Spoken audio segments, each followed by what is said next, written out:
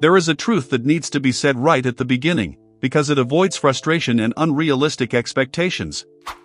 If you have thin wrists, the wrist joint itself will not grow significantly. The wrist bones, that region where you wear a watch, hardly change in size after puberty. This structure is made up basically of bones and tendons, and there are no muscles there that can be developed through training. This is an anatomical fact, not an opinion. But this is exactly where most people stop thinking and end up giving up too early. What really changes the appearance of the wrists is not the wrist itself, but the forearm muscles just above it. These muscles respond extremely well to training when stimulated the right way. And that completely changes the game. Even if you have well-developed biceps and triceps, thin wrists create a negative visual illusion. They make the arms look weaker, narrower, and less impressive than they really are. Now, when you develop the forearm well, especially the area near the wrist, the opposite effect happens. A powerful visual illusion is created, where the wrist looks thicker simply because the forearm above it is thicker. It's a matter of proportion. The secret, therefore, is not to try to bulk up the wrist, but to build strategic muscle mass in the forearm. And the good news is that forearm muscles have a very special characteristic: they recover extremely quickly. Much faster than large muscles like chest, back, or legs. That's why athletes in sports like arm wrestling train forearms with very high frequency. A classic example is the legendary Devin Larratt, known worldwide in arm wrestling. He doesn't wait several days before training forearms again. Often, he trains them every day, and sometimes even more than once a day. But there's a crucial detail in this: he doesn't train to failure in every session. This is where science comes in. Researchers have already analyzed which exercises really activate the forearm muscles efficiently. For this, they used electromyography, a method that measures muscle activation using electrodes placed directly on the muscles. These studies compared several common forearm exercises. The famous traditional wrist curls, for example, do activate the wrist flexors, but those are not the muscles that create visual thickness near the wrist. They have their role, but they don't solve the problem for those who want thicker-looking wrists. When researchers analyzed pronation exercises, forearm rotation movements similar to turning a doorknob or pouring water from a bottle, the results were much more interesting. A specific muscle, called the pronator teres, showed about 73% of its maximum activation during these movements. This data comes from a study published in the International Journal of Sports Physical Therapy, a respected scientific source. The pronator teres is located on the inner part of the forearm, just below the elbow. It's a thick, dense region and extremely important for the appearance of the arm. It's no coincidence that Devin Larratt calls this muscle his best weapon. In arm wrestling, pronation strength is decisive. Whoever manages to rotate the opponent's hand and keep it in that position gains full control of the match. All elite athletes in this sport have impressive development of this muscle. And most regular people never train it directly. That's one of the major mistakes.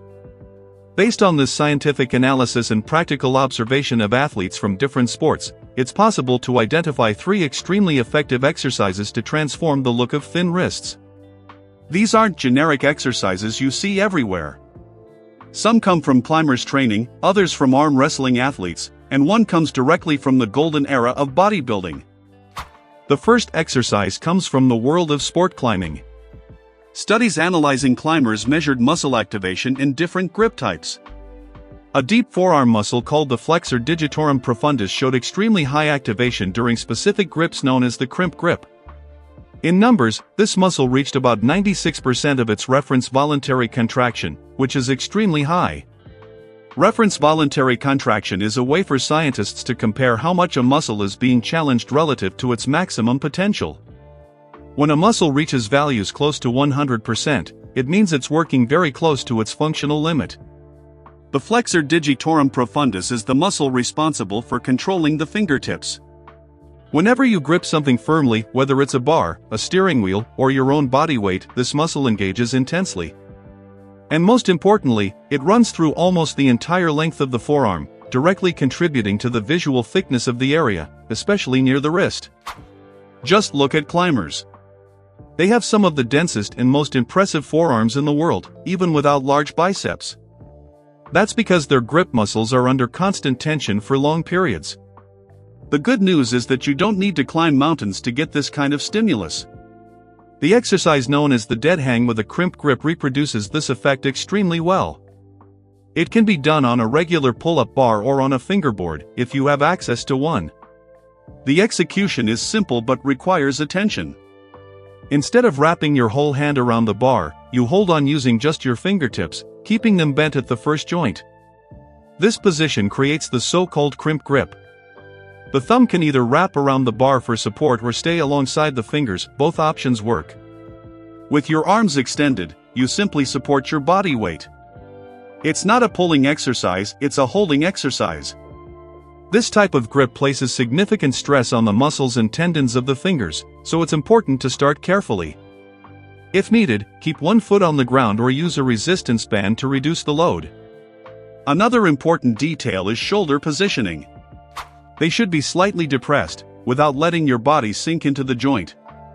If you feel any sharp pain in the fingers or tendons, the exercise should be stopped immediately.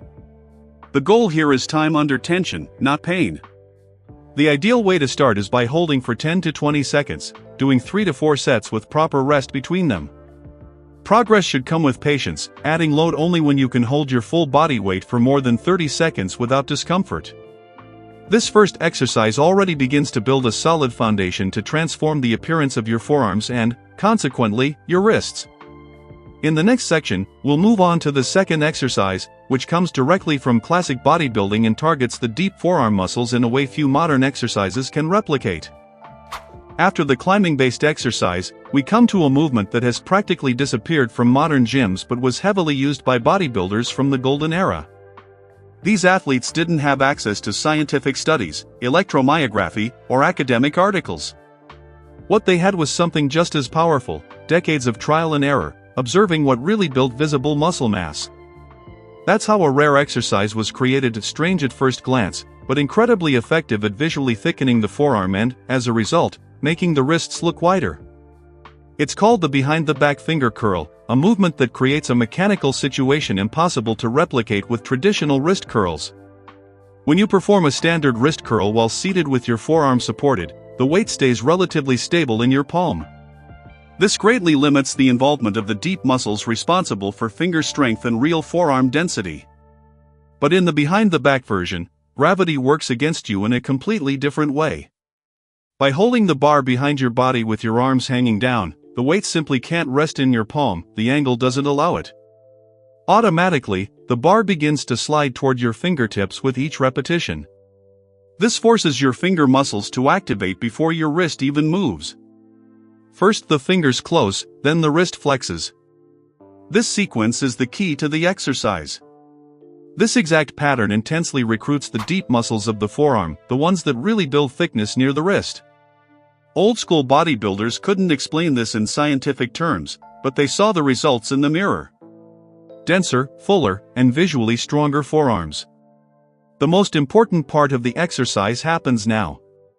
Instead of trying to keep the bar firmly in your palm, you intentionally let it roll toward your fingertips.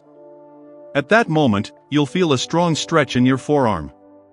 From that position, you close your fingers, pulling the bar back into your palm, and only then flex your wrists upward. This sequence, fingers first, then wrists, is what makes this exercise so powerful. At the top of the movement, it's worth holding for a second and squeezing hard to create a maximum contraction. Then, the descent should be controlled, once again allowing the bar to roll into your fingers. Each repetition should be performed with full attention. If the weight is too heavy, the bar will simply slip out of your fingers, which is a clear sign that you need to reduce the load. The goal is not to lift a lot of weight, but to perfectly control every inch of the movement. The ideal protocol is 3 sets of 12 to 15 reps, with 60 to 90 seconds of rest between sets. This rest is enough for the forearm muscles to recover partially while maintaining good quality in execution. When this exercise is done correctly, the feeling in your forearm is very different from that of a traditional wrist curl. The activation is deeper, more intense, and more evenly distributed throughout the length of the muscle. Over time, this translates to more density and more visible volume, especially near the wrist. Now, it's important to understand something fundamental. The first two exercises, the crimp grip dead hang and the behind the back finger curl, strongly work the deep muscles responsible for grip strength and inner forearm thickness. They are essential. But there's one specific muscle that almost no one trains, and that makes a huge difference in arm appearance. That muscle is the pronator teres. It's located on the inner side of the forearm, just below the elbow, in that thick and meaty area you see on arm wrestlers, strongmen, and old-school lifters. When this muscle is developed, it adds width to the upper forearm, which creates a visual tapering effect toward the wrist. This tapering is extremely important. A forearm that's wider near the elbow and narrower near the wrist creates proportion. And proportion is what makes an arm look strong, even if the wrist itself is naturally thin. This muscle is responsible for the motion of pronation, which is the rotation of the forearm that turns the palm from facing up to facing down, like turning a doorknob. In arm wrestling, pronation strength is decisive. It's no surprise that Devin Larratt considers this muscle his main competitive weapon. Without it, there's simply no control in the match. Even if you'll never compete in arm wrestling, developing this muscle completely changes the appearance of the forearm. It adds thickness where almost no one has it, creating a more solid, stronger, and more athletic look. Now we come to the third exercise, the one that almost no one trains directly, but that makes a huge difference in both forearm strength and appearance. This exercise is what truly completes the set and explains why some people, even without giant biceps, have extremely dense, wide, and strong-looking forearms. As already explained, the muscle responsible for this is the pronator teres. It's located on the inner part of the forearm, just below the elbow, in a region that adds real thickness to the arm. Unlike more superficial muscles, it doesn't stand out when relaxed, but once it starts developing, it completely changes the shape of the forearm. The main function of this muscle is to perform forearm pronation, that is, turning the palm from a face-up to a face-down position. This movement is extremely common in daily life but is rarely trained in isolation at the gym. Most traditional exercises completely ignore this function. The big mistake most people make is trying to train this muscle with very heavy weights. The pronator teres wasn't made to lift heavy loads explosively. It's a muscle of control, endurance, and precision. When you try to use too much weight, the body compensates with other muscles, and the stimulus becomes ineffective. Proper execution begins with a simple setup. You sit on a bench or chair and rest your forearm on your thigh, allowing the wrist to move freely. The forearm should be parallel to the ground and well supported so that only the rotation occurs, with no interference from the shoulder or elbow. In your hand, you hold a light dumbbell. Something between 2 and 5 kilograms, around 5 to 10 pounds, is more than enough for most people. The dumbbell should start in a vertical position, with your palm facing upward at the beginning of the movement. The wrist stays neutral, not bent forward or backward. This detail is key to protecting the joint and keeping the focus on the correct muscle. From this position, you slowly begin rotating the forearm inward, turning your palm toward the floor. This movement must be done with complete control. It's not a quick spin or a loose motion. It's a conscious rotation, clearly feeling the contraction on the inner part of the forearm, just below the elbow. At the end of the rotation, it's worth holding for a brief 1-second pause.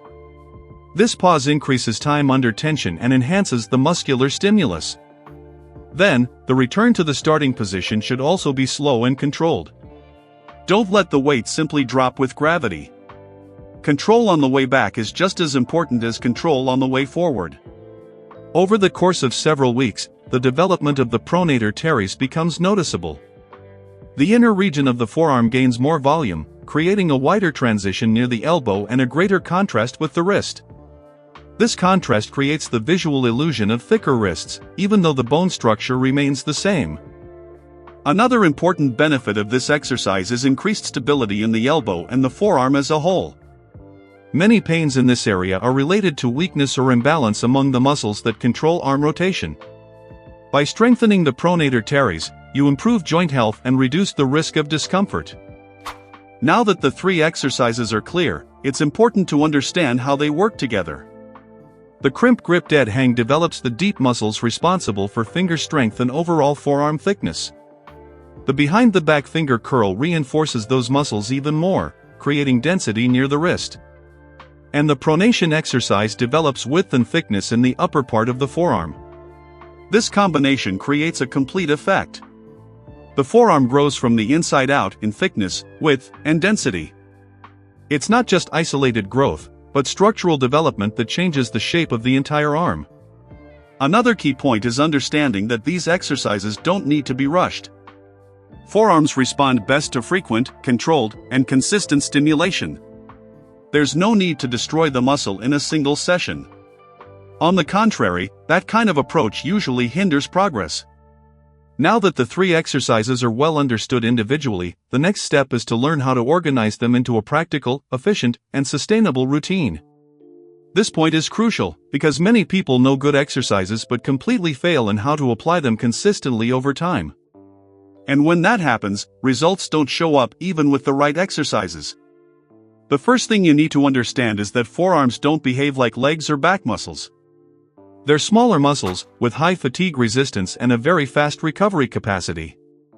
This happens because they're involved in almost every daily activity, holding objects, writing, driving, carrying bags, supporting your body. That's why they're used to frequent work. If you train back, biceps, or chest, a great strategy is to add your forearm training at the end of those sessions. At that point, the muscles are already warmed up, and you can train with better body awareness. The only important exception is to avoid training forearms before exercises that demand a lot of grip strength, like deadlifts or heavy pull-ups. Fatigued forearms will hurt your performance in those movements. Within a training session, the order of the exercises also makes a difference. Ideally, you should start with the exercise that demands the most from the tendons and deep muscles when you're still fresh. In this case, the crimp grip dead hang is usually the best choice to open the session. It requires a lot of focus, stability, and control, and should be done while you still have good coordination. When it comes to volume, less is more. There's no need to do dozens of sets. 3 to 4 sets of dead hangs, 3 sets of finger curls, and 3 sets of pronation are already enough. The focus should be on perfect execution, not on an excessive amount of volume. Another key point is understanding the difference between productive effort and destructive effort. Forearms respond better when you train close to failure, but not all the way to it. A good guideline is to stop each set when you feel like you could still do 2 or 3 more reps with good form. This allows for frequent training without building up excessive tendon inflammation. For the behind the back finger curl, the ideal progression is to improve control before increasing the weight. If you can complete all the reps allowing the bar to roll down to your fingers and bringing it back cleanly, then you can think about adding load.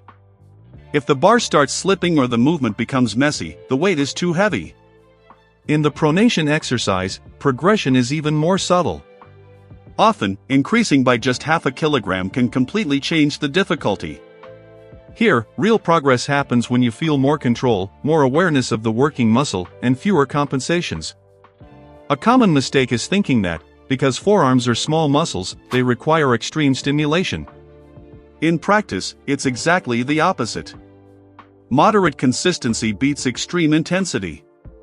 When you train this way for several weeks, your forearms start to change shape, becoming fuller, wider, and denser. Now that the training structure is clear, it's time to understand how to think about progress over the weeks. This is where many people go wrong, because they try to rush results in a region that responds best to patience and consistency. Forearms don't change overnight, but when the stimulus is right, the changes appear solid and permanent. The first 2 weeks should be treated as a learning phase. During this period, the goal is not heavy weight, not maximum time, and not an extreme burning sensation. The absolute focus should be on technique.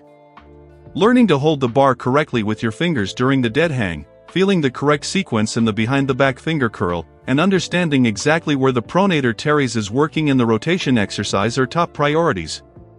This phase builds the foundation for everything that comes next. From the 3rd to the 4th week, the body starts to adapt. Your grip becomes firmer, movement control improves, and fatigue is no longer as limiting. This is when small progressions can be introduced. In the dead hang, that could simply mean holding for a few more seconds. In the finger curl, it might mean adding a small weight plate so long as control remains solid. In the pronation exercise, often there's no need to increase weight at all, just slowing the movement down creates a new stimulus. Between the 5th and 8th week, adaptations start becoming visible. The forearm begins to look fuller, especially near the wrist and the inner area close to the elbow. This phase is important because many people give up right when results are actually starting to show. Progress isn't linear, but it's happening internally, even when it's not obvious in the mirror yet. At this stage, progression should continue slowly. Increasing weight only makes sense if your technique remains perfect. Any sign of loss of control is a clear warning that the stimulus is going beyond the ideal point. Forearms grow better when you keep the muscle under quality tension, not just by lifting heavier weight. By the 9th week, most people already notice clear changes in their forearm shape. It's not that the wrist itself has grown, but the transition between wrist and forearm becomes thicker, creating the visual illusion of thicker wrists. Veins start to show more easily, muscle density increases, and the whole arm looks stronger. This style of training allows for something very valuable: frequency. When you don't completely destroy your forearms in one session, you're able to train them again in a few days, or even the next day, without excessive soreness or a drop in performance. That's how athletes in sports that rely on strong forearms are able to improve without getting injured. If you feel your forearms are sore for several days, stiff, or sensitive to touch, that's a sign your intensity is too high. In that case, reducing volume or load is a smart decision, not a step backward. Tendons need time to adapt, and ignoring this is the fastest path to chronic inflammation. To finish, it's essential to align the right mindset with everything presented so far. The biggest mistake made by those with thin wrists isn't genetics, it's the way they try to compensate for it. Focusing on the wrong area, using inefficient exercises, or chasing quick fixes usually leads to frustration. Once you understand the logic behind forearm appearance, everything becomes simpler and more predictable. Thin wrists do not mean weak arms. They just require a different strategy. The wrist joint doesn't change, but what happens just above it completely transforms the visual perception of the arm. Developing the deep forearm muscles creates density, width, and continuity, turning the transition from wrist to arm into something much more solid. The 3 exercises presented cover exactly the functions that make this difference happen. The crimp grip hold creates continuous tension in the deep muscles responsible for finger strength and overall forearm thickness. The behind-the-back finger curl forces an activation that few modern exercises can replicate, recruiting deep fibers that add real volume near the wrist. Lastly, the pronation work develops width and structure in the inner forearm, creating proportion and a visual effect of strength. It's also important to emphasize that there's no need to add dozens of variations. Many people make the mistake of switching exercises every week thinking it will speed up results. For forearms, this usually gets in the way. Repeating the right stimuli is what truly allows the body to adapt. The more consistent you are with these movements, the clearer the results will be. As the months go by, the change in your forearm shape starts to become part of your physique. The wrist remains thin, but no longer looks weak. It begins to appear defined, proportional, and strong because the forearm above it supports that image. That's exactly the effect you want to create. Finally, it's worth remembering that this type of development doesn't depend on exceptional genetics, expensive equipment, or endless workouts. It depends on understanding, patience, and proper execution. When these 3 factors are aligned, results appear naturally and consistently. If you apply this approach with discipline, your forearms won't just grow visually, they'll also become one of the most solid and functional parts of your body.